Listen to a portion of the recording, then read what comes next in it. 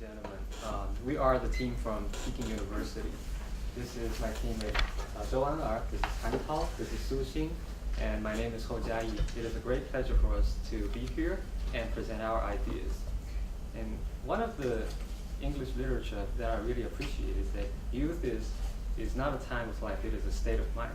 And youth is really a good era for us to enjoy, especially like the team is here, and I myself, that we are really honored to be here at the prime of our life.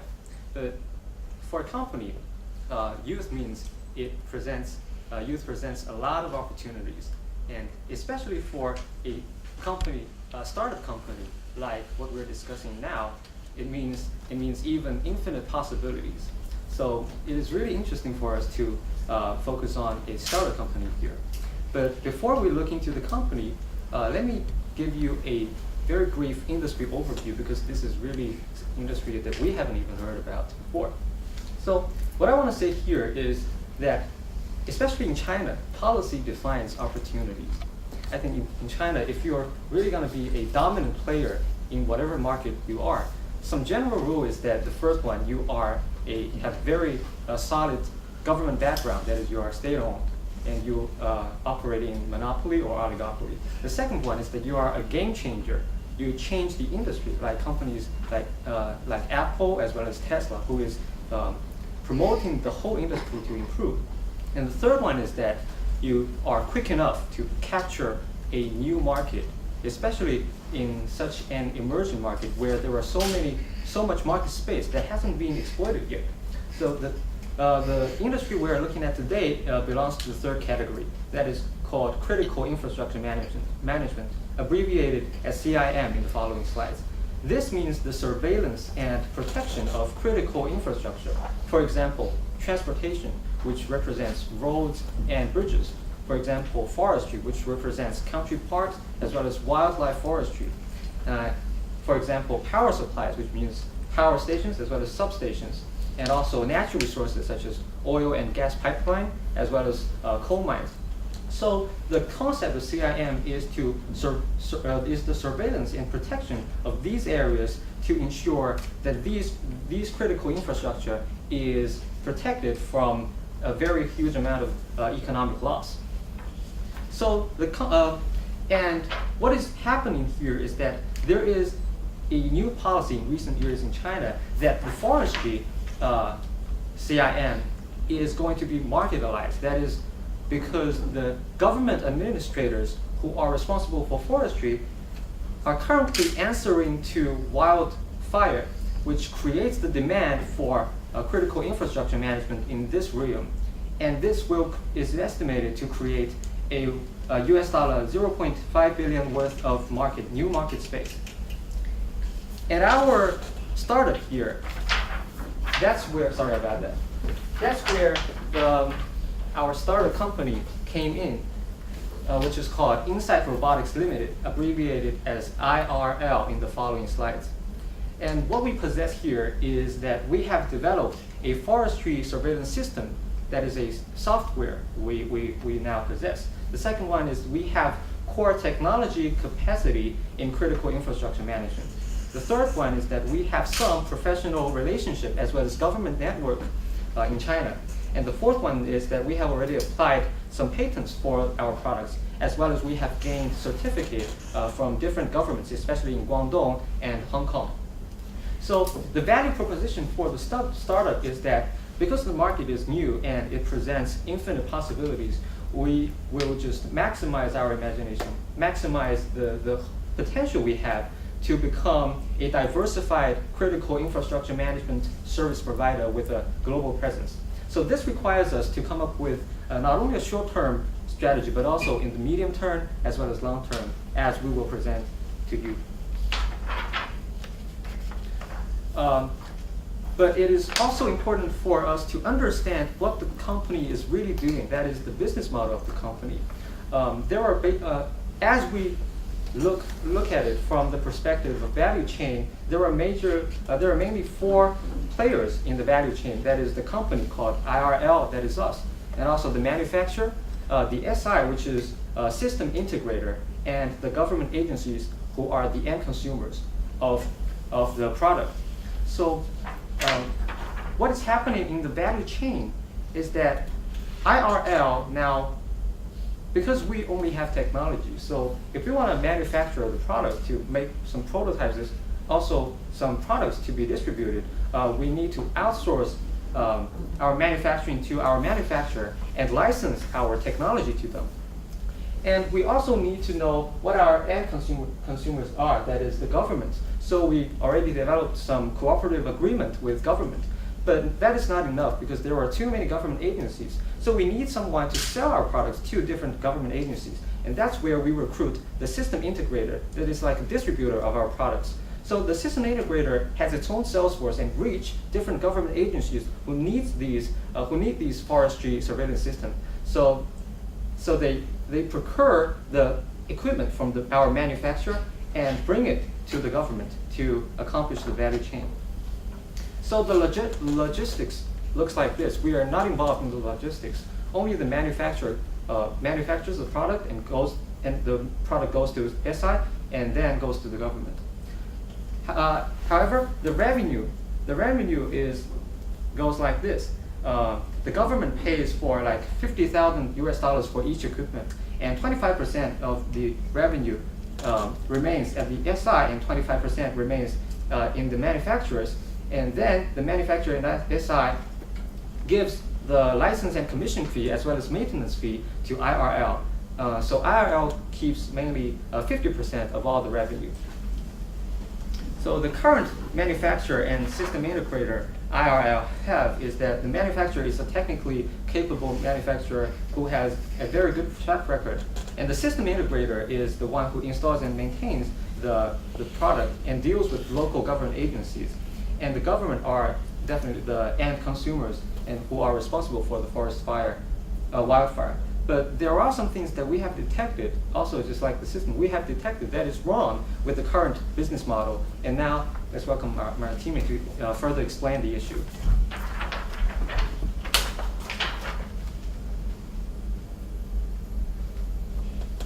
Just as Jai has mentioned, this is basically our current business model. However, in our short-term strategy, we think this kind of business model should be streamlined, especially in this value chain.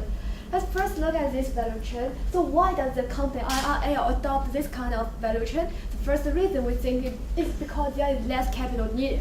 As we were seeing in this picture, when the manufacturer sells the product directly to the SI, the system integrator, and then the system integrator sells the product to the government. So the IRL, as a newly set up company, do not need to invest in much money in this whole process. But however, this kind of process also gives the company great potential risks, and this kind of risk is going to be greater and greater in its development. Let's look at the first problem. This is the product performance fluctuations. As we can see in this picture, the SI system integrator have the direct access to the end users, and they will do the setup and maintenance work. However, there is no guarantee they are the expert in this kind of products, so they may not do quite well in how to maintain our products. And also, since we are quite far from our end user customers, we cannot get direct feedback from our customers, and we do not know how to, according to that feedback, adjust our products. And the second problem is the drain of the profits. Although IRL is an important player in this game, and it is the IRL who developed this kind of products, however, SI as a distributor can gain almost as much as profit as we do. So we think this kind is a drain of profit, and we try to capture this profit back. And the last problem, actually we think is the most problem, is the copycat problem. As we all know, in some developing countries like China, the intellectual property protection is not quite good. So there is great potential that the manufacturer and the system integrator, they can cooperate together and try to copy our copyright. And in this case, the IRL is totally left out of this game. They develop a product, but they cannot benefit a single penny from this game. So we try to modify our value chain. But how? In one way, the IRL can cooperate with our manufacturers, and another way is to cooperate with the SI or even replace the SI. So we will look at this kind of two models.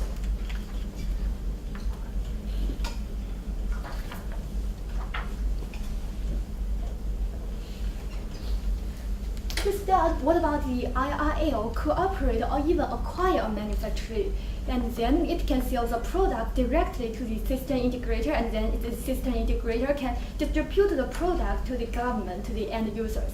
And the first problem we think is more capital needed. And the second problem is the product performance still fluctuations. Since we do not still have no access to the end users, we do not get the information that the government have, and we do not know what kind of adjustment we need to do with our products. And how about the copy protection problem? Is the copyright properly protected here? The answer actually is still no. Actually, in some developing countries, there is a kind of concept called reverse engineering, which means once a company can get an end user, get the actual products, they can have their talent engineering in this country, which they can detect the actual technology used in this product, and they can use a similar technology to copy our product.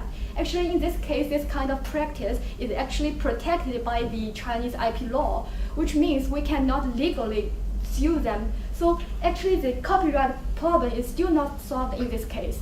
Now let's look at our third model. How about our IRL replace the SI, which is the system integrator, our distributor, and replace and build a new value chain? The first advantage of this value chain is it can get guaranteed product performance, and also since it's very proximate to our target markets, it can get direct feedback from our government, and it can adjust the product according to the government's special needs. And also we can get some valuable data about like when it is going to likely to happen a fire, and even offer some data service, which is actually will be adjusted later. But there is also some problem, like we need more capital needed to be our distributors. So we came up with a financial capitalizing plan, which will be discussed in the later part. And also there is much setup and maintenance service needed. Currently, the distributors do all the setup and maintenance work for us.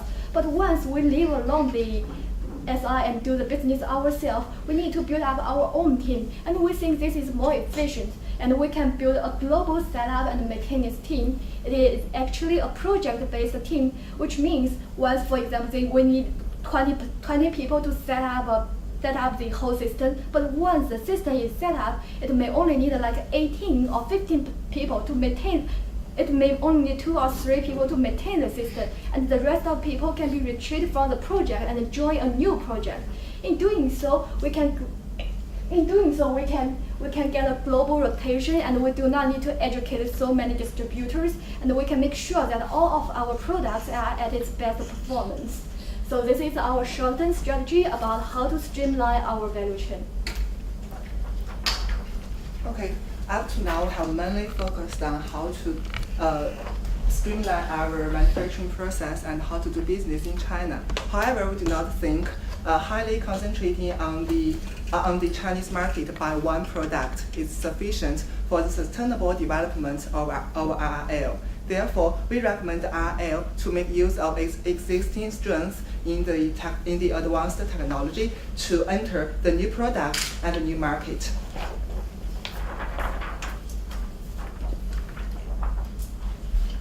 First of all, is the market development strategy. In the middle term, we think RL should make use of the technology to enter a new market.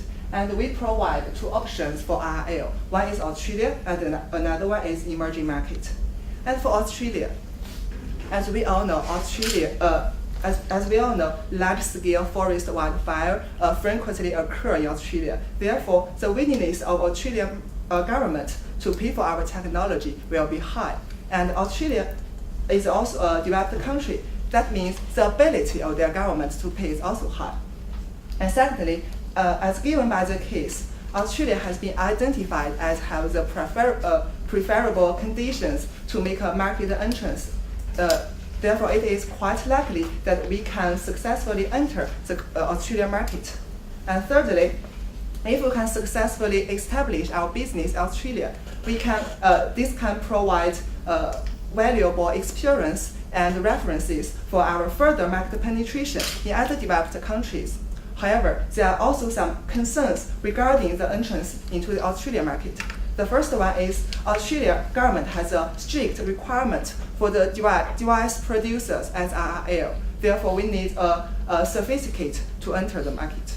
And secondly, we also need a lot of investment in the product to make adjustments to our existing product to cater to the specific needs of Australian customers.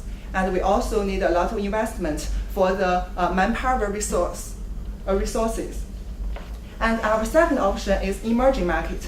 That are the countries in Africa, in Middle East, or in the South Africa. And as you may notice, the emerging markets are all the developing countries, which means the business environment in these countries is very unfriendly, with issues such as underdeveloped institutions and briberies. That means it is quite hard for us to establish operations in these countries. And also, the purchasing power of these countries is still in question. Even though we try to provide affordable product to all the customers, our product is still relatively high for the emerging market customers. Therefore, our suggestion for RRL is heading for Australia by invest around $500,000 in the product adjustment and manpower resources. And in the long term, we think RRL should develop new product. Now we have only one product, forest surveillance. And we identified the other two sectors for RRL to enter, the oil and gas pipelines and the roads and bridges. And our reasons are as follows. First, it is the technology used by forestry surveillance is readily applicable to the oil gas pipelines and the roads and bridges. And secondly, we have a quite promising market potential. And for the oil and gas pipelines, our clients are enterprises such as Sinopec and PetroChina. They have more incentive to buy our products. And for the road and bridges, we can approach to the local traffic administrations to sell our product. And admittedly, all the strategies mentioned above can be relatively easily implemented by our competitors. So how can we create long-term competitive advantage? And that is our diversification strategy. That means we make use of our observations recorded by our devices and process the data to create a large data set. Therefore, we can make the trend analysis and make predictions. You can have access to our data set either by control panel or by the mobile apps. And that's all the strategies we have formulated for RRL. All right, so since we've already stated our overall strategy, we're going to look at make an assessment of the strategy to make sure that it's suitable, acceptable, and feasible in the short term and long term. So we should first look at the suitability of our strategy. And actually, if we look from the perspective of environment, we can see that SI is a lot of our profit and occupies actually our downstream customer base. And so that if we want to, and they are also our potential competitors, so that if we want to capture more profit within the market, we should not include them into our value chain. And about geography markets, we can see that US and EU has a market size much larger than the Chinese market. So that for the long-term development of the company should seize more market share within the developed market, which means that we should enter the market of Australia. All right, thank you. And about the capability, we can see that the company has a lot of capabilities that are suitable for the strategy. And if we look at the acceptability of the company, we can see that the company has 4 main risks, which are listed on the left side of the slides. And to control these risks, we can deal with them one by one with the solutions on the right side, so that we do not think that the company will face a lot of risks that they cannot solve. And finally, about the feasibility of the strategy, we can see that companies lack in resources of fundings and human resources. So that to deal with the problem of financing, the company should accept the 7 million financing opportunities at one time. And to make this financing useful, we should divide them into two parts. The first is within the Australian market, and the second is within the sorry about that. Is for the streamline method. And if we use this separation of the financing method, we can make sure that our strategy is useful. And here's the timeline shows that how we're going to prioritize our strategy and to make it step by step to make the company a success in the future. That's all about our presentation. Thank you. So I've got a question in regards to the value proposition about removing the SI from your value chain. Can you explain a little bit more about what potential hidden costs there are in removing the SI from your value chain?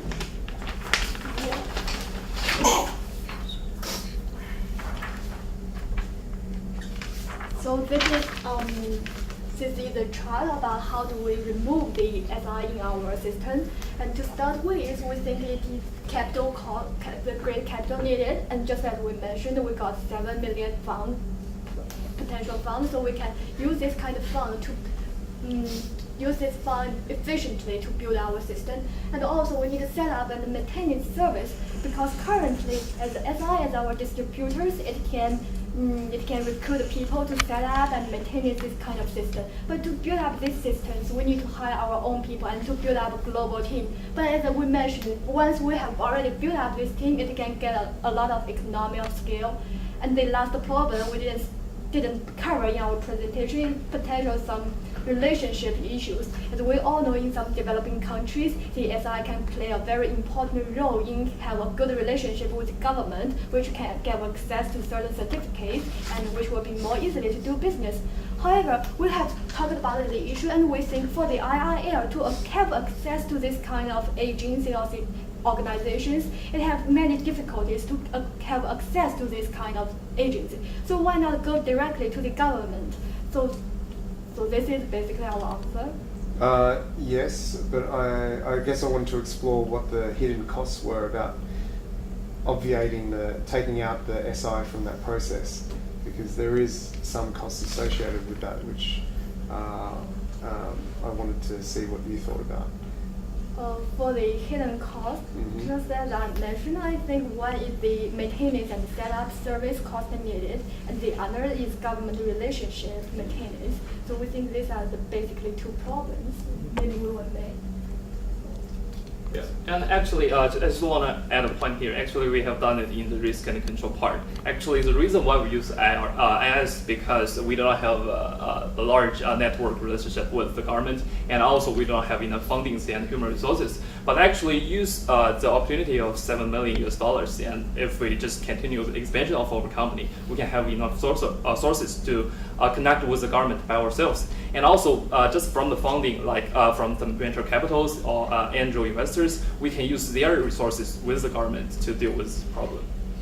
And to add on my teammates' opinions, I think the relationship with the end consumers, that is the government agencies, is a top-down approach. That is, we are responsible for negotiating with the provincial governments, and as soon as we already get the cooperative agreement, it is an easy peasy actually for us to negotiate. It is only about capital expenditure as well as manpower capital to explore and really reach the individual government agencies in forestry surveillance. But apart from, say, the capital that you have for 7 million, given the very short history of the company, do you think you can immediately replace the local SI?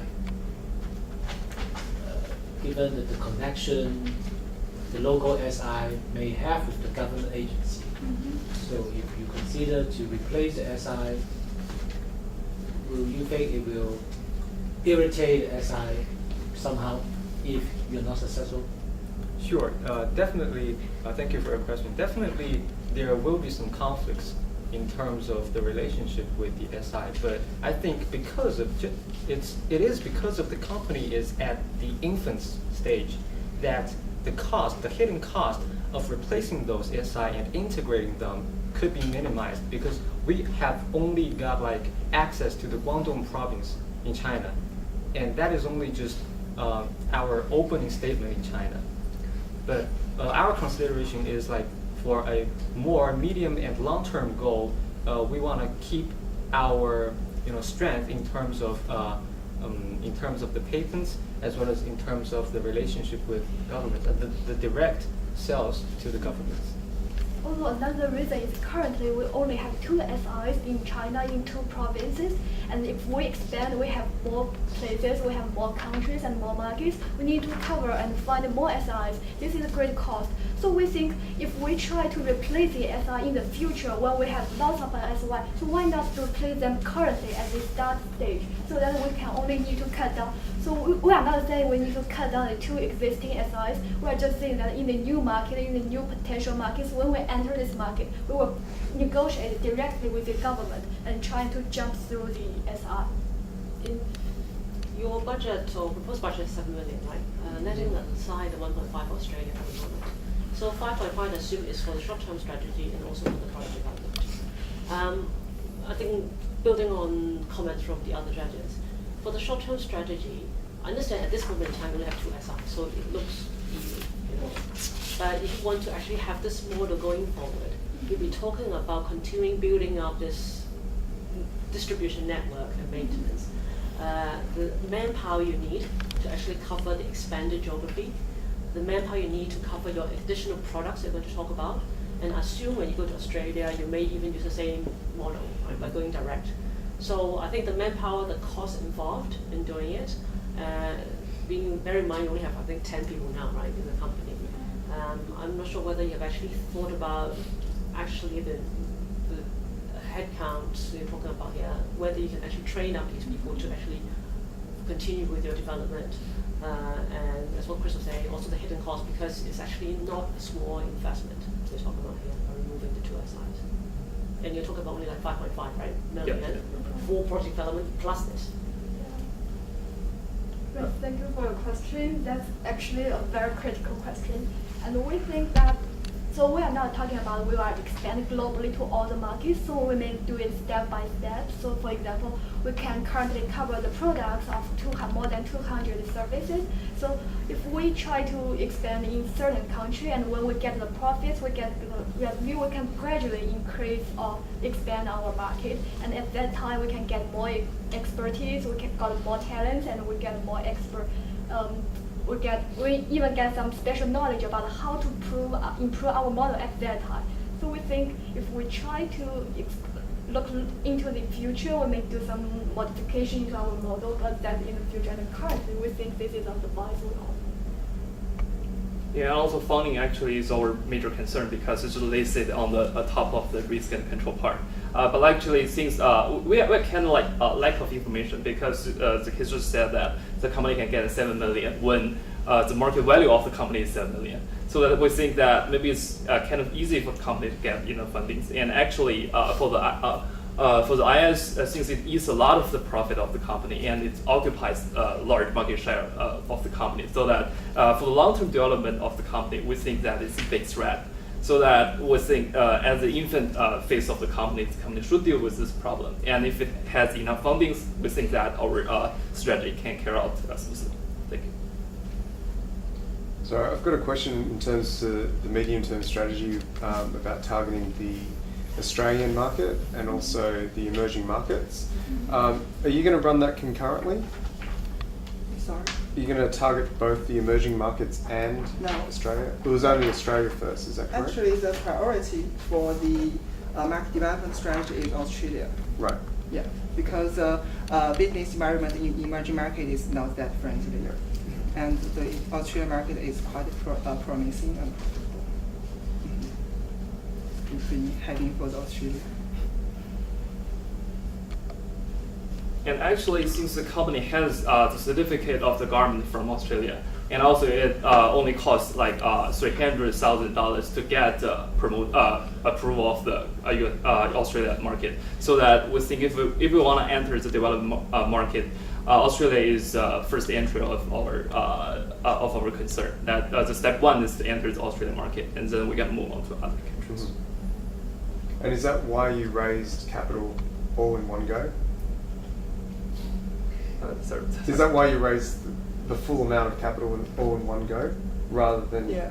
different rounds. Yeah, we need to raise up all the capital at the $7 billion in one time. Yeah.